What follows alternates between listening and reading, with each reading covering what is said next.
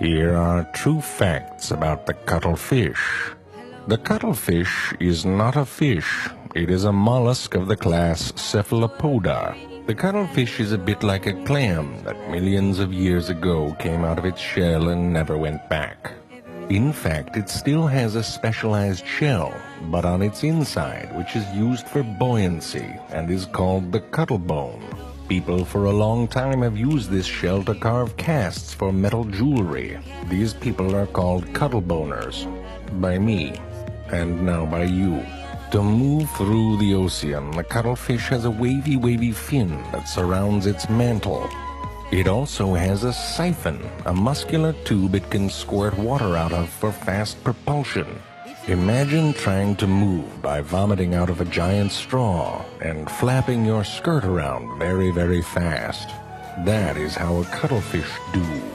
The cuttlefish brain is larger than its entire body, including its brain, which may not make sense, but it does to the cuttlefish, because it has a very large brain. The cuttlefish has a very advanced eye, roughly in the shape of Charlie Brown's mouth when he misses a football. Or perhaps a W that someone wrote when they were drunk.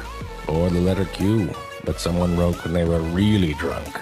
Despite its big brain and weird eyes, the cuttlefish is colorblind, which is curious because it is a color magician of the deep. Like a lactose-intolerant cheesemaker, the cuttlefish is unaware of its own gifts.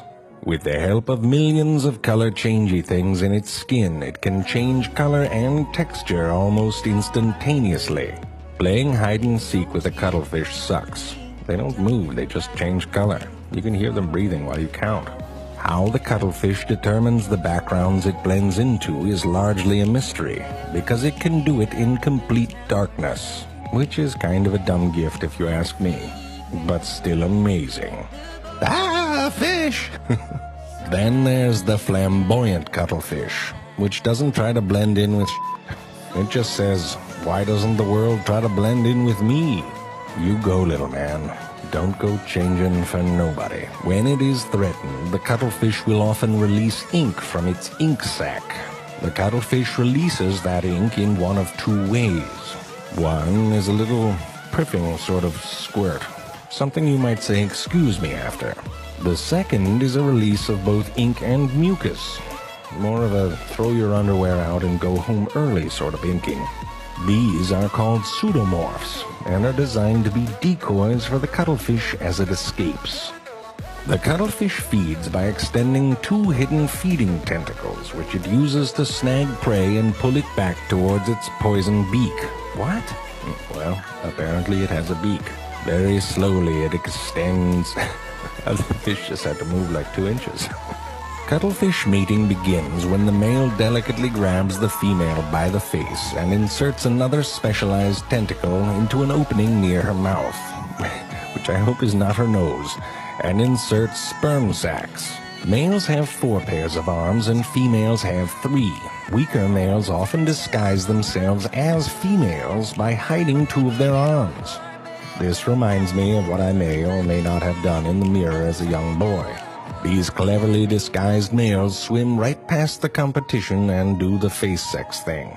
After the female eggs are fertilized, she gingerly and lovingly puts her eggs in some random friggin' hole on the bottom of the ocean.